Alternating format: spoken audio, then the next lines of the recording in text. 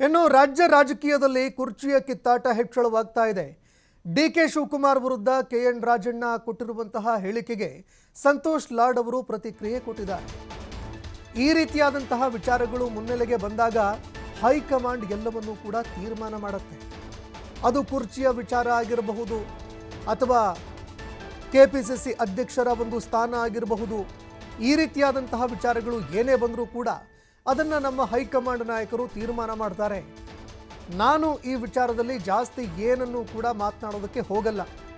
ಸಿದ್ದರಾಮಯ್ಯ ಅವರು ಪೂರ್ಣಾವಧಿ ಸಿಎಂ ಎಂಬ ವಿಚಾರಕ್ಕೆ ಸಂಬಂಧಪಟ್ಟಂತೆ ಇವುಗಳಿಗೆ ನಾನು ಉತ್ತರ ಕೊಡೋದಕ್ಕಾಗಲ್ಲ. ನಾನು ಹೇಗೆ ಅದಕ್ಕೆ ಉತ್ತರ ಕೊಡೋದಕ್ಕಾಗತ್ತೆ? ಅವರವರ ಅಭಿಪ್ರಾಯಗಳನ್ನು ಅವರು ಹೇಳಿದ್ದಾರೆ. ಈ ರೀತಿಯಾದಂತಹ ವಿಚಾರದಲ್ಲಿ ನಮ್ಮ ಹೈಕಮಾಂಡ್ ಮಾತನಾಡುತ್ತೆ. ಸಂತೋಷ್ ಲಾಡ್ ಅವರು ಈ ರೀತಿಯಾಗಿ ಉತ್ತರವನ್ನು ಕೊಟ್ಟಿರುವಂಥದ್ದು.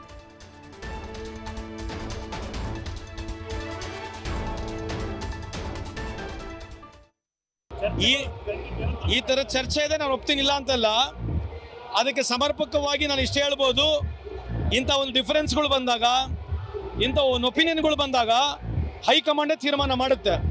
ಅದರಲ್ಲಿ ನಾನು ಜಾಸ್ತಿ ಮಾತನಾಡಕ್ಕೆ ಹೋಗೋದಿಲ್ಲ. ಇದು ಹೈಕಮಾಂಡ್ ಬಿಟ್ಟಿರ್ತಕ್ಕಂಥ ವಿಚಾರ. ಹೈಕಮಾಂಡ್ ತೀರ್ಮಾನ ಮಾಡುತ್ತೆ ಇದರಲ್ಲಿ.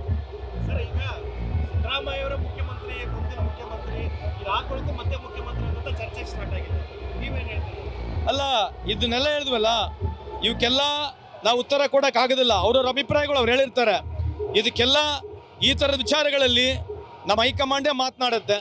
ಅದಕ್ಕಿಂತ ಜಾಸ್ತಿ ನಾನೇನು ಮಾತನಾಡಕ್ಕೆ ಹೋಗೋದಿಲ್ಲ. ಸರ್, ಈಗ ಸಚಿವ ಸಂಪುಟ ಪುನರ್ರಚನೆ ಆಗಬೇಕು ಅನ್ನುವಂಥ ಮಾತು ಕೇಳಿ ಬರ್ತದೆ. ಹೊಸ ಶಾಸಕರು ನಾವು ಕೂಡ ಸಚಿವರಾಗಬೇಕು, ನಮಗೂ ಒಂದು ಅವಕಾಶ ಕೊಡಿ ಅನ್ನುವಂಥ ಮಾತನ್ನ ಹೇಳ್ತಾರೆ. ನಮ್ಮ ಪಕ್ಷದಲ್ಲಿ ಭಾಳಷ್ಟು ಶಾಸಕರು ಹರರಿದ್ದಾರೆ, ನಾವೊಬ್ಬರೇ ಅಲ್ಲ.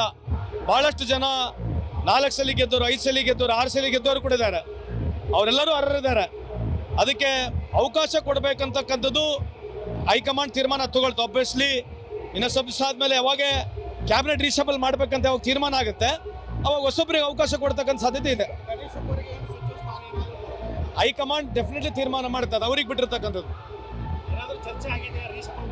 ನಮ್ಮ ಹತ್ರ ಚರ್ಚೆ ಮಾಡಲ್ಲ. ಹೈಕಮಾಂಡಲ್ಲಿ ಚರ್ಚೆ ಆಗುತ್ತೆ, ನಮ್ಮ ನೇತೃತ್ವದಲ್ಲಿ ಚರ್ಚೆ ಆಗಿಲ್ಲ. ಬಟ್ ಅವರು 3rd ಟೈಮ್ MLA ಆಗಿದ್ದಾರೆ. ಅದ್ರ ಜೊತೆಗೆ ಯುವಕರಿದ್ದಾರೆ. ಅವ್ರಿಗೆ ಅವಕಾಶ ಸಿಗ್ಬೇಕಂತ ನಾನು ಕೂಡ ಬೇಕಂದ್ರೆ ಕೋರ್ತೀನಿ ಹೈಕಮಾಂಡಲ್ಲಿ. ಈ ಥರ ಚರ್ಚೆ ಇದೆ, ನಾನು ಒಪ್ತೀನಿಲ್ಲ ಅಂತಲ್ಲ.